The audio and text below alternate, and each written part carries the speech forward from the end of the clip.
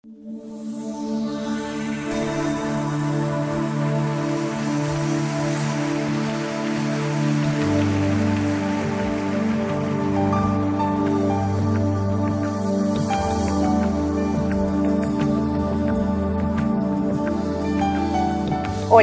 bienvenidos a La Verdad Presente. Estamos en la temporada de las características de una iglesia bíblica. Pablo, qué bueno tenerte nuevamente con nosotros. Sí, Lina, gracias al Señor. Después de unas largas vacaciones, el Señor nos concede estar acá de nuevo y bueno, muy contentos también. Así es, y hablando de uno de los temas que son muy importantes como características de una iglesia bíblica, que creo que hace mucha falta en los tiempos de hoy. Sí, realmente es un tema trascendental para la iglesia en nuestros días. Así es, y en el último programa estuvimos hablando de que el Evangelio es una de las grandes marcas divisorias entre la iglesia de Cristo y las sectas, y que un evangelio o el evangelio de Dios precisamente lo que hace es exponer el pecado del hombre y la grandiosa salvación de la persona y de la obra del Señor Jesucristo. Y también nos comentabas que era un tema que iba a tomar varios capítulos, entonces me gustaría saber de qué vamos a hablar hoy. Bueno, cuando hablamos del evangelio a veces es muy fácil hacer la separación que hicimos la vez pasada entre la iglesia y las sectas, ¿no? Cómo ellos modifican el evangelio, quitan la obra de Cristo y añaden obras, ¿no? Generalmente. Pero hay un peligro que se encuentra en el evangelio que es muy sutil, que aunque las personas creen en Cristo, creen en la obra de Cristo, a veces le añaden a esa obra ciertos asuntos y ese evangelio que debería ser conservado en su pureza se diluye.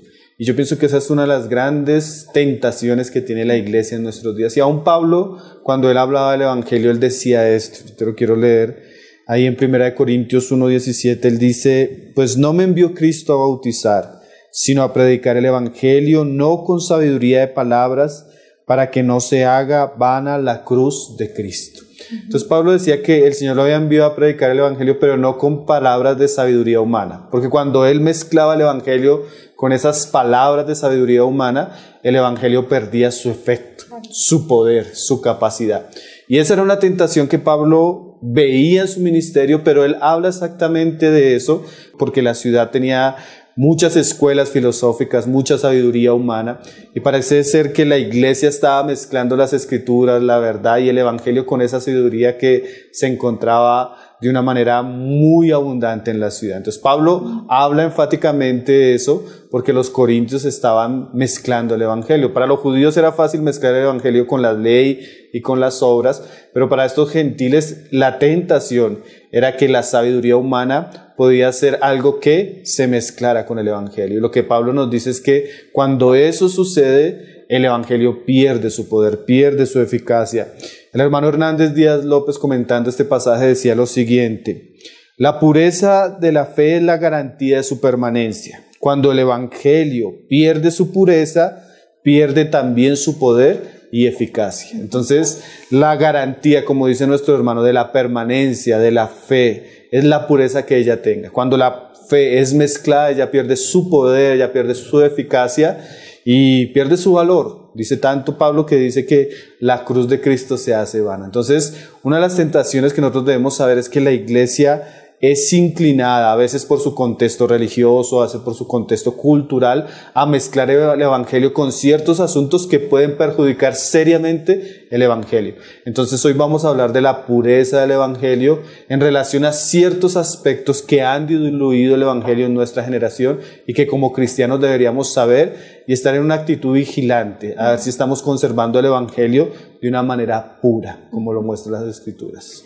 Pablo, si la tendencia de los corintios era mezclar el evangelio con sabiduría humana, ¿cuál podrías decir que son las tendencias peligrosas que hoy en día existen o que la iglesia enfrenta hoy en día? Bueno, los últimos siglos la iglesia ha enfrentado unas tentaciones que en últimas llegan a ser siempre las mismas, pero es ese impacto que tiene el ambiente y la cultura de la época, el pensamiento de la iglesia, el de la época, que tiene un efecto sobre la iglesia. Es como un viento que mueve a los cristianos de la fidelidad a Cristo.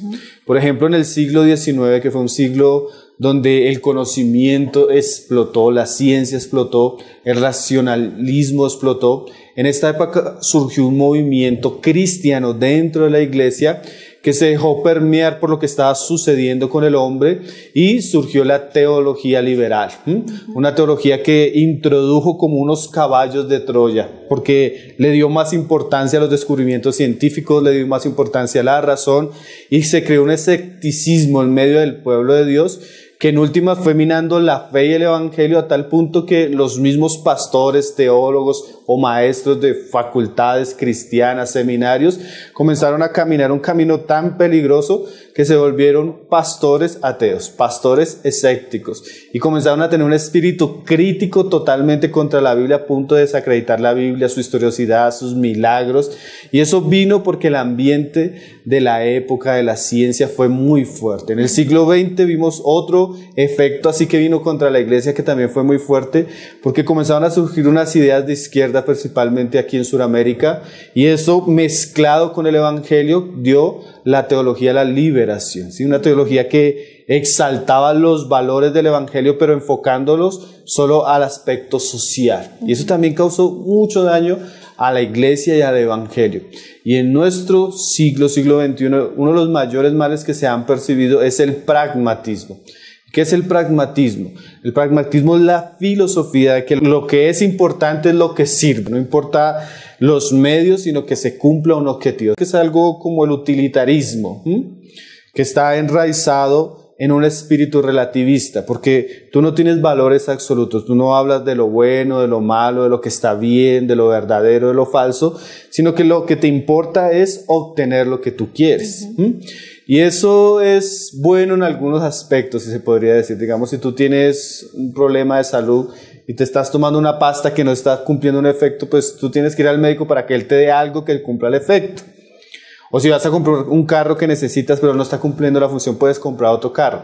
El problema es que esa filosofía que no tiene valores morales, que aboga al éxito, aboga a lo útil, a lo que produce un fruto, lo que tú quieres, se mezcló en la iglesia y eso quitó los valores absolutos de la iglesia. Entonces no importa la verdad, sino lo que importa es lo que sirve, ¿sí? Y eso fue muy serio y perjudicó seriamente a la iglesia en el aspecto del evangelio. Porque ya los predicadores de nuestros días no les importa el mensaje, sino les importa lo que sirve. Entonces, si las personas llegan, si la iglesia se está llenando los domingos, aunque el predicador no esté predicando la verdad o el evangelio, sino que esté usando medios como el entretenimiento, como la música, como las luces, como el marketing. Es que hoy en día usan cualquier cosa y lo importante es que si las personas están llegando, entonces se está cumpliendo el objetivo. Entonces, una filosofía que está circulando en el mundo, que permeó el mundo de nuestra generación y que también ha llegado a la iglesia. Entonces, la iglesia hoy no tiene una claridad en el evangelio, sino que diluye el evangelio con métodos que están funcionando, aparentemente dando un fruto, porque el fruto hoy se mide por estadísticas. ¿Cuántas personas están yendo a la iglesia? Si la iglesia se está llenando es porque estamos haciendo las cosas bien. Entonces, ese espíritu pragmático, ¿sí?, que no tiene en cuenta la verdad o el evangelio, ha sido un gran problema para la iglesia en nuestros días. Pablo, yo creo que muchos de los que nos están viendo en este momento tal vez están preguntando cómo identificar si a lo mejor yo me estoy congregando en un lugar donde haya caído, digamos, en este tipo de tendencia peligrosa, de ese tipo de mezclas. No sé si podrías mostrarnos ese pragmatismo normalmente, cómo se ve dentro de los lugares donde los hermanos se reúnen, dentro de sus sitios de congregación, porque tal vez es difícil reconocer ese límite, ¿no? Cuando hablas de la música, de las orquestas, de la grande parafernalia que hay, ¿cuál es ese límite difuso para que una persona que nos esté escuchando pueda reconocerlo? Bueno, ese es uno de los grandes problemas que tiene la iglesia y el asunto es que la iglesia hoy en día no le interesa ni siquiera saber cómo identificar el asunto, ¿no? Spurgeon hablaba de su generación que el mayor problema que ella tenía era la apatía general que se encontraba en los cristianos, que no les interesaba saber si algo era verdadero o era falso. Entonces, uno de los problemas que tiene el pragmatismo es que él introduce métodos que son generalmente agradables para la carne. Son métodos que son agradables para el hombre, ¿sí? Entonces, la persona habla elocuente, habla agraciada, es un mensaje amable, es un mensaje que consiente el alma, es un mensaje que estimula al hombre en su yo, en su ser propio. Entonces eso es muy agradable. O sea, el problema está en este tipo de cosas que quita el evangelio, quita la predicación expositiva de la palabra, quita lo que decíamos la vez pasada, la condena del pecado, no habla de pecado, no habla de juicio, no habla de muerte, no habla de infierno, y pone un mensaje agradable, un mensaje que no ofende a nadie, un mensaje que estimula a los hombres, y eso comienza a ser un gran problema. Entonces la característica central es que se habla de Cristo, pero se le añaden métodos que no están en las Escrituras, ¿sí? Que tienen el fin de producir algo, pero ese algo que produce es algo generalmente falso, es algo que no tiene valor, es algo que no concuerda con las Escrituras, ¿no? De ahí la importancia de que todo el tiempo que se recibe información, pues Sí. hay que contrastarlo con la palabra, es como no ser pasivo recibiendo Sí. simplemente información. Nosotros debemos ser como los judíos de veras, que examinemos qué nos están predicando, de qué manera nos están predicando y si nos están llevando verdaderamente a Dios, al arrepentimiento y a la persona de Jesucristo. Son cosas que van a ser muy importantes en relación a los métodos que se están usando en la iglesia. Pero hay cosas que son muy visibles. Por ejemplo, tú vas hoy a Estados Unidos y en Estados Unidos están construyendo gimnasios dentro de la iglesia. Entonces el pastor es el pastor que practica boxeo y está trayendo a los muchachos que practican boxeo. Eso es pragmatismo, donde un lugar donde el pastor no es un predicador de la palabra, sino que usa métodos como el deporte, como el entretenimiento, como el cine, el teatro, para atraer a las personas. Ahora, es claro que no es pecado practicar un deporte. No es pecado, digamos, el cine, ni el teatro, ni las danzas es pecado. El problema es que esa filosofía de algo normal que usted puede practicar en su vida se ha mezclado con la filosofía del culto cristiano, se ha mezclado con la filosofía de la predicación del evangelio y ha sido el método que se está usando para atraer a las personas. Entonces las personas no son atraídas por un mensaje claro de la predicación de Cristo, sino son atraídas por otros métodos que aparentemente cumplen el objetivo. Pues que si el objetivo es llenar la iglesia el domingo, eso se puede cumplir. Pero si el objetivo es salvar a las personas de la condenación eterna y llevarlos a la gloria a través de la persona de Jesucristo, eso no lo va a hacer un ring de boxeo.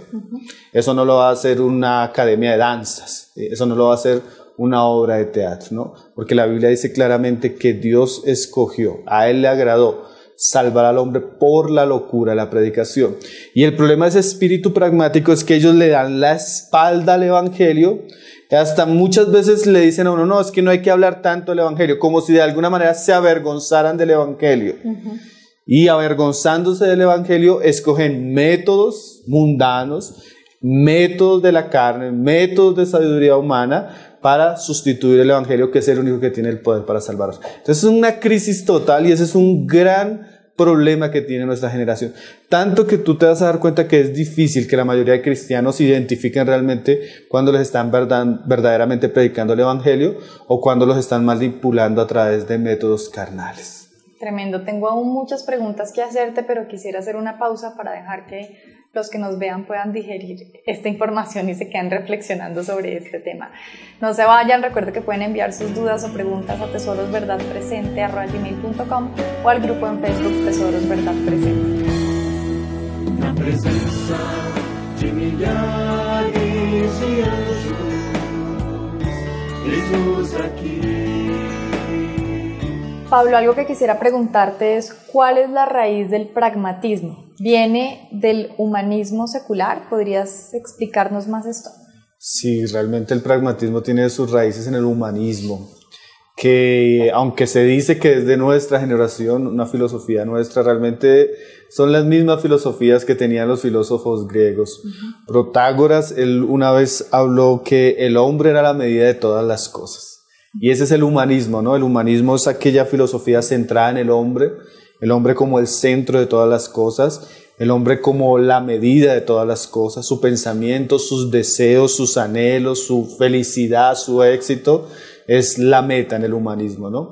Entonces nosotros como hombres vivimos en una época donde nosotros podríamos decir que la religión más grande que existe es el humanismo. Donde los hombres viven para sí mismos, para satisfacer sus deseos, para su felicidad, y pues el pragmatismo se vuelve el gran instrumento, ¿no? Porque si yo quiero obtener algo, mi felicidad, mi éxito, no importa los medios, lo importante es que yo obtenga lo que yo quiero, lo que importa es que yo me pueda complacer de la manera que yo quiero. ¿Sí? Claro, Y el hombre eso, como Dios. sí, el hombre como Dios, en todas las áreas de la vida, y uno ve que eso existe en la cultura, eso existe en la educación, eso existe en la economía, todo gira en torno a así, lo que te sirva para obtener lo que tú quieres y desarrollarte como tú quieres, esa es la medida. Entonces el humanismo es sumamente tolerante porque tú tienes una medida de verdad, es relativista, ¿no? Tú tienes otra medida de verdad y cuando tú vas obteniendo lo que tú quieres, no importa, ese es tu deseo, yo tengo el mío, yo tengo una verdad. Entonces lo terrible es que eso que caracteriza el mundo secular, ¿sí? Ese deseo de entronizar al hombre como el centro de las cosas y sus deseos como el objetivo mayor, ha llegado a la iglesia. Y ahí es donde el pragmatismo en el evangelio causa un tremendo daño, porque la iglesia que se centra en buscar la gloria de Dios, hoy gira en torno de complacer los deseos de los hombres. Y esto se ve tremendamente en la predicación del evangelio.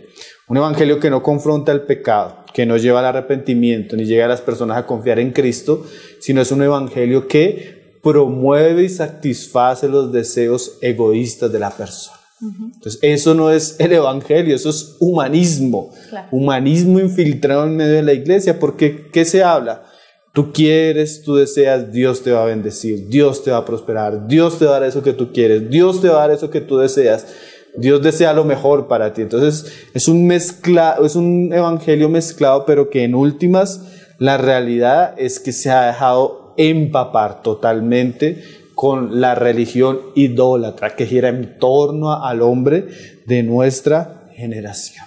Y eso es un asunto muy serio, ¿no? Tú mencionas varios efectos que el humanismo ha tenido, digamos, en la iglesia, pero yo quisiera que ahondáramos en esos efectos para ver también las consecuencias que tiene para las personas mismas, porque sí, el humanismo pues pone al hombre en el centro como si eso fuera a traerle un beneficio, pero en realidad lo que vemos es que es su peor enemigo. Sí, el humanismo habla de dos aspectos, dicen que son los dos mantras del humanismo, la felicidad y la tolerancia, ¿no? Y ese espíritu tiene un efecto sumamente negativo en la iglesia y en el evangelio. ¿Por qué?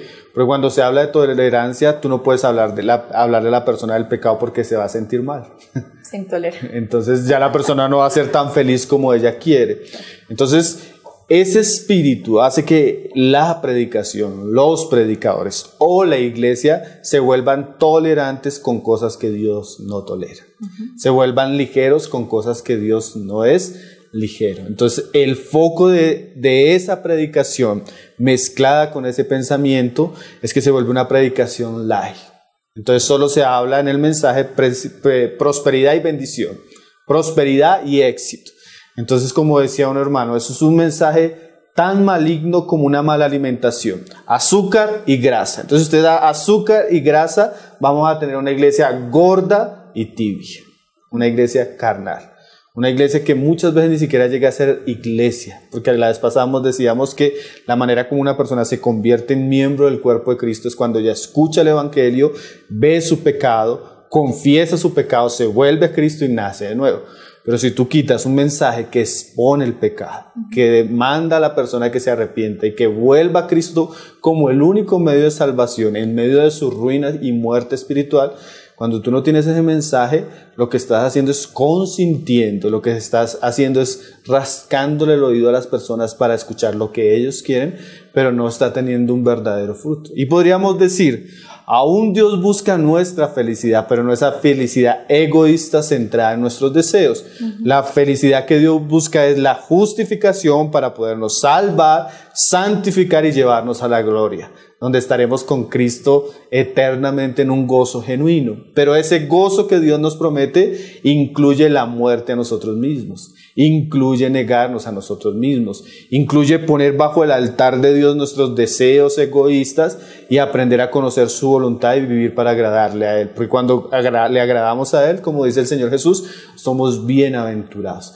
Entonces es un mensaje aún falso. El mensaje de la felicidad es un mensaje falso. El mensaje de la prosperidad sin arrepentimiento, sin fe, sin Cristo, es un mensaje que no tiene ningún valor. Entonces la iglesia ha sacrificado el evangelio en el altar de la tolerancia. Entonces ya no se predica ese evangelio que predicaba Jesús, porque Jesús hablaba de estas cosas, ¿no? Claro. Ya no se predica ese evangelio que predicaba Juan el Bautista. Juan el Bautista decía, mire, el que cree en el Hijo tiene la vida eterna, pero el que no cree en el Hijo de Dios tiene la ira de Dios sobre él. Tú ya no encuentras mensajes sobre la ira de Dios. Tú ya no encuentras mensajes sobre el infierno, sobre la condenación. Eso ya es muy fuerte. Tú no encuentras el mensaje que predicaban los apóstoles, los profetas, ¿no? Que fueron perseguidos muchas veces porque a nadie le gusta la verdad, generalmente porque la verdad expone el orgullo y el pecado del hombre. Entonces el pragmatismo quitó la base del evangelio y promueve un evangelio egoísta que solo complace los deseos de los hombres, causándole el mayor mal a los hombres y a su alma, como tú misma lo decías, y causándole un tremendo perjuicio a la iglesia, porque hoy las iglesias están llenas de falsos predicadores que no predican el evangelio y llenas de falsos convertidos, causando una gran cantidad de problemas, porque tú, por más que te esfuerces de cambiar a una cabra, hacerla comportarse como oveja, es cabra.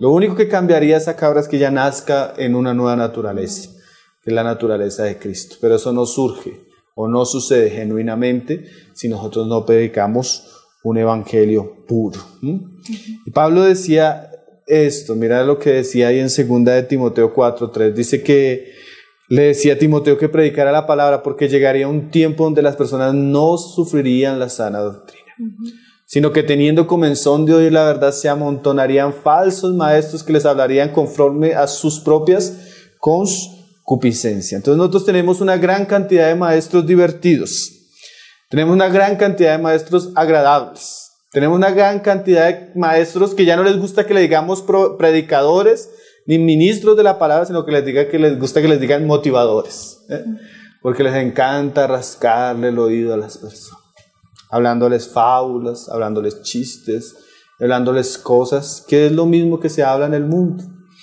Entonces es una cosa triste lo que está sucediendo en la iglesia en nuestros días, ¿no? Claro. Pablo, creo que vale la pena aclarar para aquellos que se están familiarizando con esos términos bíblicos que precisamente morir a sí mismo es negarse esa voluntad de hacer solamente lo que yo quiero y de satisfacer todos mis deseos para hacer la voluntad de Cristo. Es que mira que el mensaje es tan contradictorio a Jesús que ellos le dicen a la persona, ¿qué quieres? ¿Qué deseas? Tú puedes, tú eres un campeón, tú eres el mejor, tú eres la mejor persona que existe en el mundo. Pero cuando llega Jesús a hablarle a sus discípulos, Jesús no les habla así. Jesús les dice, si quieres seguirme, tienes que negarte a ti mismo. Tomar tu cruz, eso incluye morir a sí mismo. ¿Por qué? Porque en realidad nosotros no somos buenos, no somos campeones, no somos los mejores. ¿Sí? En realidad somos pecadores viles, dignos del juicio de Dios. ¿Sí? Lo que Dios ha hecho con cada uno de nosotros ha sido pura misericordia y pura gracia. Entonces ese evangelio tiene la tendencia a exaltar el yo del hombre. ¿Sí? Cuando la gracia de Dios lo que hace es humillar al hombre, porque el que se humilla alcanza misericordia.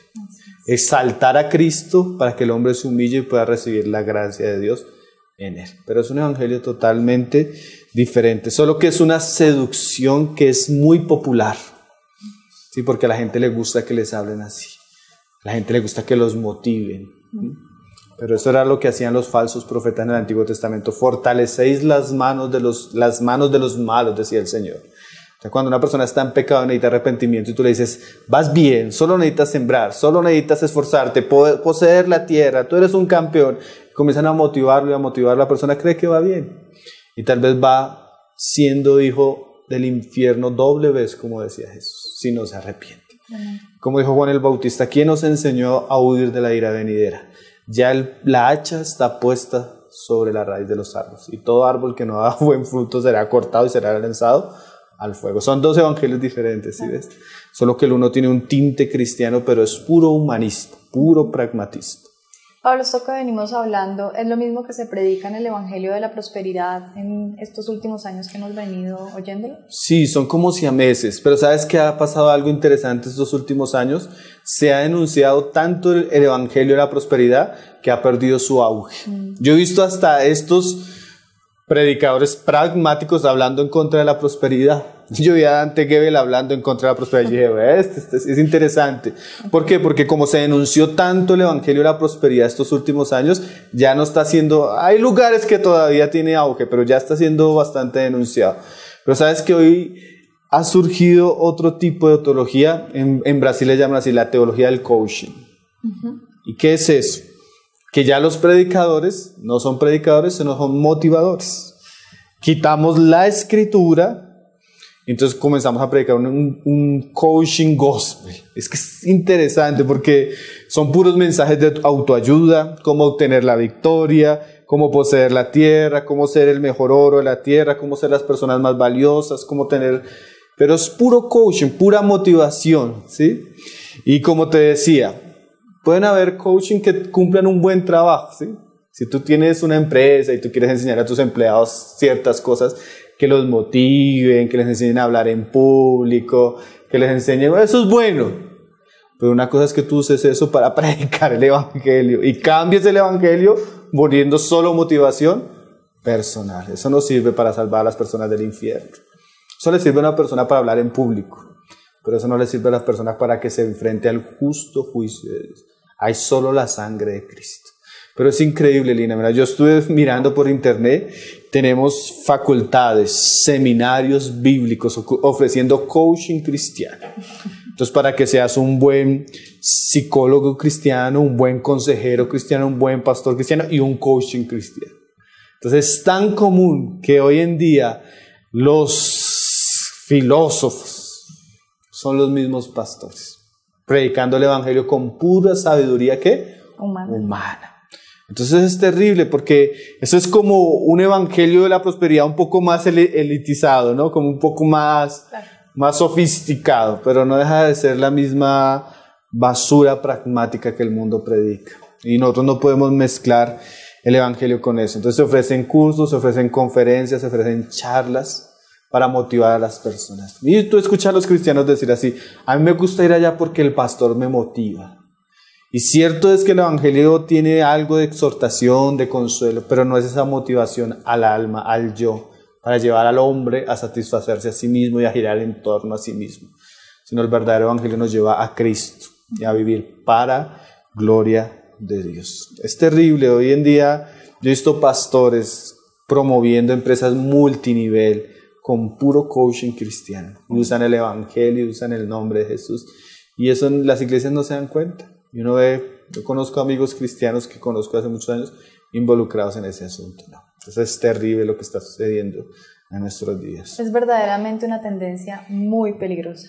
Sí, es muy engañadora y muy sutil, porque como es ese hablar agradable, ese hablar que le gusta a las concupiscencias de nuestra carne, entonces la gente se seduce fácilmente, ¿no? Pero es muy peligroso. Verdaderamente esperamos que esta palabra traiga luz a muchos que probablemente pueden estar embebidos en ese ambiente y sí, que esto puede ayudarles a abrir sus ojos y a darse cuenta si están siguiendo verdaderamente a Cristo o si a lo mejor están ahí por una razón diferente y que se arrepientan y se vuelvan al Señor. Sí, esa es la idea, que nuestros hermanos puedan por lo menos ser despertados a examinar qué están oyendo, qué están viendo, qué les están hablando, ¿no? Si la persona que les está predicando la palabra, el evangelio, si el evangelio de Cristo, o siempre ha sido una charla motivacional con un tinte cristiano. Vamos a hacer una pausa más, pero ustedes no se vayan porque vamos a terminar con un corte que tiene otras preguntas muy interesantes para poder abrir nuestros ojos a la verdad. Así que pueden enviar sus dudas y preguntas sobre este tipo de temas a tesorosverdadpresenta@gmail.com o al grupo en Facebook Tesoros Verdad Presente. No se vayan, ya volvemos. Na presença de milhares de anjos, Jesus aquí. Pablo, pareciera que estamos bombardeados de falsa palabra por todas partes y de hecho eso es algo que Jesús había mencionado que iba a suceder, ¿no? Que vendrían tiempos como estos en donde recibimos y vemos que hay falsa palabra por todas partes. Entonces quisiera que ya llegara como el momento de la luz, de la esperanza y sí, que nos alumbraras qué deberíamos hacer nosotros como verdaderos hijos de Dios, como cristianos, para no dejarnos arrastrar por esa corriente tan peligrosa y que pareciera que viene con tanta fuerza, ¿no?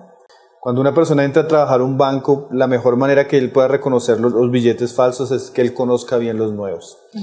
Y así es la verdad. Nosotros necesitamos conocer la verdad, el Evangelio, las Escrituras, para poder distinguir los errores que son tan comunes, tan abundantes, tan sutiles y tan engañadores. Y yo quisiera hablar para las personas que nos están viendo ese pasaje que Pablo le dice a Timoteo al final de su vida. Ahí en 2 Timoteo 4:1 le dice: te encarezco delante de Dios y del Señor Jesucristo, que juzgará a los vivos y a los muertos en su manifestación y en su reino, que prediques la palabra, que instes a tiempo y fuera de tiempo, redarguye, reprende, exhorta con toda paciencia y doctrina. Mira ese pasaje tan interesante. Pablo lo primero que comienza a decirle a Timoteo es que le encarece. En el griego la palabra es os conjuro, como de si de alguna manera le estuviera pidiendo a Timoteo que se comprometa bajo juramento delante de Dios y delante del Señor Jesucristo, que se comprometa a predicar la palabra. Porque así como está prosperando de una manera terrible el falso evangelio, el evangelio diluido, lo único que va a contrarrestar seriamente todo desengaño es que la predicación de la verdad y del evangelio conforme a las Escrituras sea predicada. Y para eso tenemos que tener hombres comprometidos bajo juramento a que ellos se van a dedicar exclusivamente a predicar la palabra. Porque es ese espíritu de abrazar otras cosas, de predicar otras cosas, de agradar a las personas usando otro mensaje fuera de las Escrituras, lo que ha seducido a muchos y los que los ha llevado a caer en las garras de estos errores garrafales. Entonces es muy importante que los hombres de Dios, que las iglesias genuinas se comprometan en serio con la palabra, se comprometan a predicar en serio la palabra como fue escrita, la palabra como fue revelada, la palabra como nos llegó a nosotros, ¿sí? No importa si somos agradables, lo que importa es si somos fieles. No importa si llegan muchas personas, sino lo que importa es que las que lleguen verdaderamente siendo salvas por el evangelio. Y eso es un compromiso que deberíamos tener como hombres de Dios. Dios no nos llamó a otras cosas, Dios nos llamó a predicar la verdad. Y los falsos profetas y los falsos maestros prosperan porque los verdaderos a veces están guardando silencio.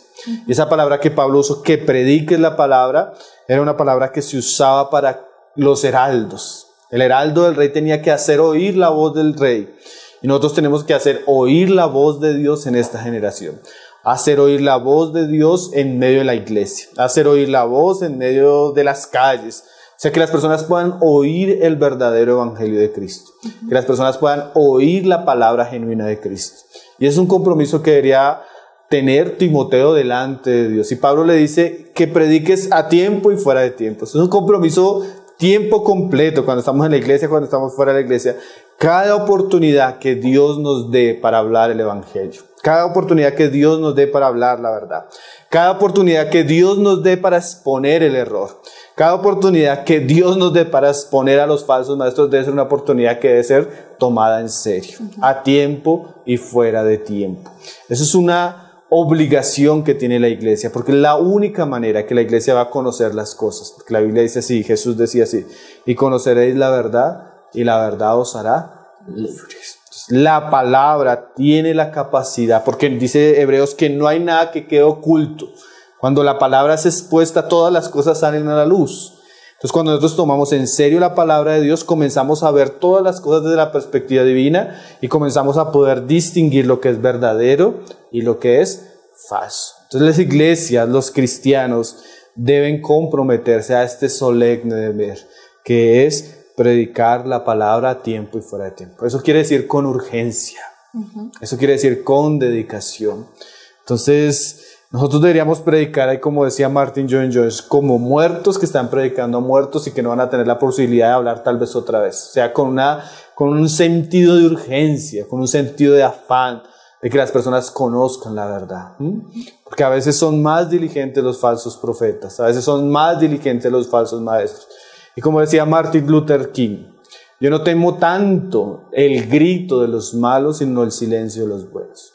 Entonces hoy en día, ¿por qué es tan conocido este falso evangelio? Porque los que predican el evangelio están guardando silencio.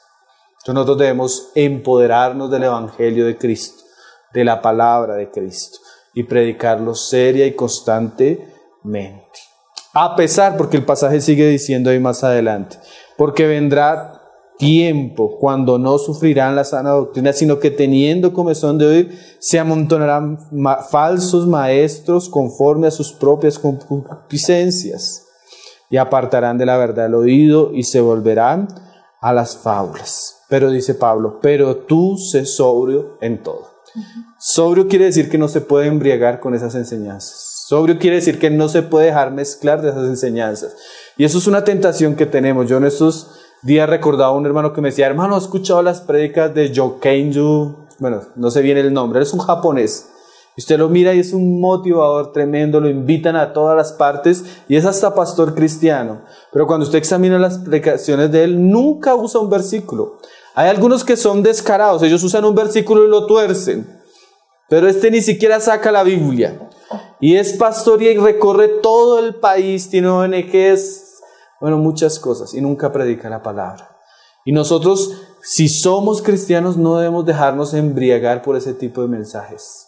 Porque lo tremendo no es que estos hombres estén, lo tremendo es que los cristianos lo escuchan, los publican en las redes sociales. Entonces, mira, muchos redes de cristianos tienen esos predicadores. Les gusta escuchar eso y eso lo embriaga a uno. Eso sutilmente lo quita de la sinceridad a Cristo, lo quita de la palabra. Entonces nosotros debemos ser sobrios, debemos saber qué escuchamos, qué estamos escuchando, qué predicadores estamos escuchando, de qué nos están hablando, porque es que a veces no hay que tener el discernimiento del apóstol Pablo. Si yo escucho un hombre que habla 15 minutos y no nombró a Jesús, no leyó un pasaje de la Escritura, no lo explicó, aunque eso me esté agradando y me esté motivando, yo debo examinar si me está llevando a Cristo. Si me está llevando a conocer a Dios, si me está llevando por el camino estrecho o está abriendo el camino amplio que no lleva a la vida eterna sino a la perdición. A las personas les gustan esos mensajes, ¿no?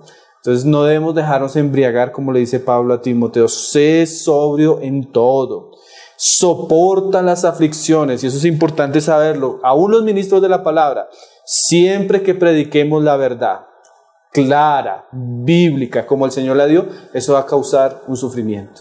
Entonces debemos no solo estar dispuestos a predicar la verdad, sino a estar dispuestos a sufrir por esa verdad. Así se nos cierren ciertas puertas, pero nuestro deber es agradar a Dios y amar genuinamente a los hombres, y la mejor manera de amarlos es predicándoles la verdad. Estar dispuestos no solo a predicar el evangelio, sino a sufrir por ese evangelio. Y dice ahí, haz obra de evangelista. Entonces mientras algunos están pervirtiendo el evangelio, aquellos que conocemos el evangelio no estamos predicando el evangelio. Y necesitamos a veces bajarnos del púlpito, bajarnos del ambiente de la iglesia y poder anunciar el evangelio tal como el Señor lo dijo.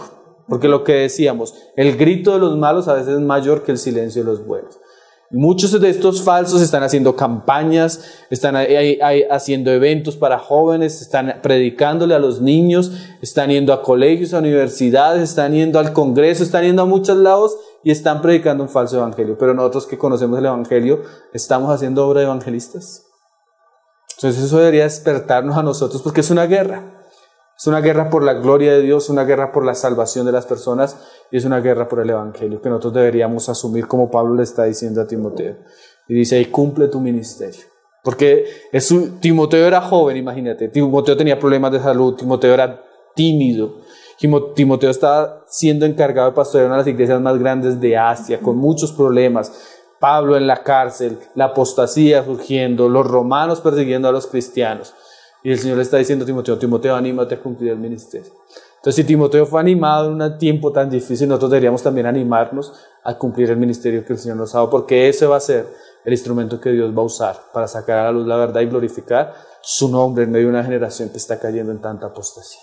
Bueno, y el papel del evangelismo ahí juega para toda la iglesia, o sea, para cada miembro del cuerpo de Cristo, el evangelismo es una función vital que debería cumplir, porque veo que muchas veces se percibe como que es que no tengo el don de evangelista y como si fuera un don exclusivo para algunos. Entonces sí quisiera que nos contaras, porque seguramente muchos que nos están viendo se preguntarán, bueno, yo que no me siento como tan capaz, tan elocuente, ¿es una función que yo debería cumplir? Bueno, mira que John MacArthur decía una frase que para mí esto ha sido, en estos días estos temas han sido sumamente importantes. De verdad que yo me sentía conmovido aún en lo que íbamos a hablar hoy, porque él decía que el evangelismo en la iglesia no debería ser un accidente, sino una actividad. Era lo tremendo que él decía, porque a veces nosotros pensamos que el evangelismo es solo Dios organizó algo, así una vez en el año me puso la persona y yo le hablé. Él decía, hermanos, el evangelismo no debe ser una casualidad o algo un incidente aislado, sino debería ser una de las actividades vitales de la vida de la iglesia. Constante. Una actividad que todos los miembros como cristianos deberíamos tomar en serio. Hernández Díaz López dice así: la iglesia que no evangeliza necesita ser evangelizada. La iglesia que no predica el evangelio necesita conocer el evangelio. Y esto es muy serio. ¿Por qué? Porque habrán hermanos que tengan alguna influencia de algún ministerio de evangelista poderoso que reúnan 5,000 personas en un estadio, pero la mayoría de los cristianos no tenemos eso. Pero como decía otro hermano, Dios nos disfrazó de misioneros. Misioneros que tienen un disfraz de taxista, misioneros que tienen un disfraz de empleado, misioneros que tienen un disfraz de profesor, misioneros que tienen un disfraz de estudiante, misioneros que tienen un disfraz de padre, de madre, de hermano. O sea, Dios nos puso en este mundo para que seamos luz. Y esa actividad, que debería ser una de las principales actividades, decía un hermano, es la única actividad piadosa que vamos a poder hacer acá, que no vamos a poder hacer en el cielo, porque allá no va a ser necesario predicarle a nadie. Es la única actividad que tiene suma trascendencia. Ha sido una de las actividades más descuidadas en el cristianismo de nuestros días, ¿no? Muchos de nosotros conocimos a Cristo y teníamos un fervor por predicar, pero con el tiempo eso se fue perdiendo. Hay una gran necesidad de que todos los hermanos sean comprometidos, despertados, animados, que en la esfera de influencia que Dios los ha puesto ellos puedan ser testigos de Cristo. Es una responsabilidad que cabe a todos. Es más, el ministerio de la palabra en la iglesia debe ser dado para preparar a los santos para la obra del ministerio. Y una de las obras del ministerio es la predicación del evangelio. Entonces, esta actividad, este deber es necesario, es importante, es definitivo para la vida de la iglesia saludable, para el crecimiento de la iglesia de una manera saludable. Y también para la salvación de las personas. Y también para la gloria de Dios, porque el evangelio, cuando es predicado bíblicamente, exalta la gloria de Dios, exalta la obra de Cristo y lleva a los hombres a la salvación de una manera genuina. Y es tanto que es un asunto de la iglesia que nosotros tenemos el ejemplo, por ejemplo, de la iglesia de los tesalonicenses, a los cuales Pablo les dice que el ejemplo de ellos llegó a toda Macedonia y Acaya, después de que ellos creyeron. De tal manera ellos predicaron y vivieron ese evangelio que cuando Pablo llegó a esa región él no tuvo necesidad de predicar, porque la iglesia de los tesalonicenses había predicado. Entonces, cuán importante es que las iglesias tomen conciencia de que si ellos no predican el evangelio, están causando no solo no están haciendo lo que Dios les mandó a hacer, sino están causando un perjuicio al reino de los cielos. Porque lo que te decía, cuán activos, yo conozco iglesias con un evangelio espurio, diluido, y en esos lugares la gente sale a predicar, sale a evangelizar, hace obras, hace de todo con cosas falsas, y nosotros que conocemos la verdad somos sumamente descuidados. Nosotros que conocemos la verdad somos sumamente irresponsables, y eso Dios nos va a pedir cuenta. Hay una responsabilidad que nosotros tenemos como cristianos. Y debe despertarse la iglesia a cumplir esa labor. La labor gloriosa, la labor santa y la labor de predicar el evangelio. Tal vez no todos somos predicadores ni tenemos el don de evangelista, pero podemos ir y contar las cosas que el Señor ha hecho, lo que hemos conocido, lo que hemos entendido, lo que Cristo ha hecho en nuestra vida, ¿no? Entonces eso es muy importante. Jesús le dijo a un hombre que era endemoniado, el gadareno, ¿no? Y él se convierte a Cristo, Cristo lo libera y él quiere seguir a Cristo. Y él le dice, no, ve, vuelve a tu ciudad, vuelve a tu casa y cuéntales cuán grandes cosas ha hecho Dios. Era un recién convertido, había sido un endemoniado, había sido una persona terrible. Pues ya en el momento que Cristo lo libera, ya tiene algo para contar. Claro. Y todo cristiano genuino tiene algo para contar. Si no tiene algo para contar, es que todavía tal vez no es cristiano. Como dijo, creo que Rael, él decía, si un cristiano no tiene deseo de evangelizar, que otras personas conozcan el evangelio, tenemos que dudar si la persona realmente es cristiana. Pero si hemos conocido a Cristo y Él nos ha liberado de los demonios que atrapaban nuestra alma, de la condenación que tenía presa nuestra alma, y hemos conocido a Cristo, su salvación, su libertad, ya tenemos algo para contar. Y dice que el hombre volvió y comenzó a anunciar por toda su ciudad y a los suyos las cosas que el Señor había hecho con él.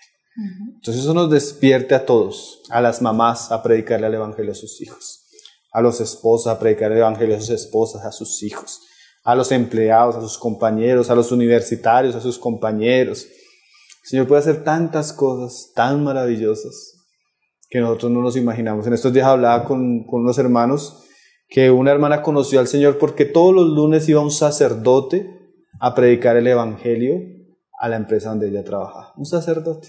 Él se daba cuenta del catolicismo y encubiertamente estaba predicando el evangelio. Y Dios lo usó para que varios de esos empleados conocieran al Señor. Entonces Dios puede abrir puertas donde nosotros no nos imaginamos y usar su palabra para salvar a las personas. Pero debemos hacer la obra de la predicación del evangelio. Así es. Pablo, ahorita mencionabas que la forma de conocer lo falso es conociendo lo verdadero. Sí. Y precisamente pegándolo con esto que estás concluyendo, y es esa obra de evangelización que todo hijo de Dios le nace hacer, porque como que corre por él, pues precisamente también tiene una responsabilidad diligente de conocer primeramente la Escritura. Y veo que también hay una crisis dentro de los hijos de Dios, dentro de los hermanos en Cristo, en esa pasividad que hay solamente de recibir información, pero nunca contrastarla, no leer las Escrituras. Muchas veces se dice es falta de tiempo, llego muy cansado, y no hay un hábito normal y natural que debería tener todo hijo de Dios de tomar la palabra de Dios todos los días, leerla, digerirla y contrastarla con lo que le están diciendo. Entonces, precisamente para animar con ese mensaje de exhortación que estás enviando y de corrección de hay que evangelizar, pues también creo que viene esa responsabilidad de hay que conocer la palabra para poder contarla. Alguien decía, nadie ama lo que no conoce. Así es. Todos los cristianos no aman el evangelio y aún mismo no predican el evangelio porque en realidad no lo están conociendo. Porque nosotros no amamos lo que no conocemos. Pero yo cuando comienzo a conocer el evangelio, yo comienzo a amar y comienzo a sentir deseo para predicarlo, ¿no? Nosotros debemos volver a las Escrituras como tú dices, libros como el libro de Romanos, como la epístola a los Hebreos, el evangelio de Juan, que son la esencia del evangelio, deberían ser conocidos, deberían ser predicados todos los domingos en las iglesias. Debería haber estudios serios, comprometidos. Y los cristianos también en su vida diaria, en su lectura de la palabra, en su literatura, deberían enfocarse en estas cosas que son tan importantes, ¿no? Debe haber un despertar de nosotros hacia el evangelio. Mira, nosotros estamos estudiando historia de la iglesia con la iglesia y estamos hablando de la reforma protestante. Y Martín Lutero solo conoció lo que era la justificación por la fe prácticamente. Mas ese mensaje fue tan poderoso que transformó su vida y transformó una nación completa. Si nosotros conociéramos el poder del evangelio y las cosas que puede hacer el evangelio tan poderosas, no seríamos tan pasivos. Pero la verdad es que hay un espíritu de apatía, de falta de compromiso, de falta de lectura, que hace que seamos ignorantes de las cosas que hemos recibido y no las valoremos y asimismo no las anunciemos. Y ojalá estos espacios que Dios nos permite sirvan para despertar la conciencia de los hermanos a este aspecto tan glorioso y tan importante que se ha descuidado tristemente en nuestra generación. El Señor nos ayude a todos. Sí. Pablo, para finalizar, ¿qué recomendación nos dejas en este programa? Bueno, yo quiero recomendar un autor que en cuanto a lo del evangelio y todos estos temas de la disolución del evangelio y las mezclas que hay hoy en día es muy bueno. Los libros que él habla del evangelio son muy buenos. Y es el hermano John MacArthur. Él tiene varios libros. Hay un libro que se llama No me avergüenzo del evangelio, que es muy bueno. Hay otro que se llama Cómo predicaba Cristo, creo que se llama. Hay otro que se llama La evangelización. Son varios libros. Los libros que él trata estos temas, el hermano es muy certero. Entonces, animar a las personas que nos están viendo a leer especialmente No me avergüenzo del evangelio de John MacArthur. Bueno. Creo que yo lo leí en portugués, pero no sé si está en español. Dejo la duda para que las personas busquen. Pablo, muchas gracias por acompañarnos en este programa y por traer toda esta luz que nos has dado, porque verdaderamente son tiempos difíciles en los que tenemos que estar apercibidos. Amén. No, gracias al Señor, a ti por este tiempo que el Señor nos permite tener y bueno, esperamos que realmente esto comience a despertar la conciencia de la iglesia en estos días. A ustedes muchas gracias por ver nuestro programa. Esperamos que esta palabra sea de luz, de edificación, de corrección, para que todos ustedes verdaderamente puedan tener un evangelio verdadero. Nos vemos en un próximo programa. Recuerda que pueden enviar sus dudas o preguntas a tesorosverdadpresente@gmail.com o al grupo en Facebook Tesoros Verdad Presente. Dios los bendiga.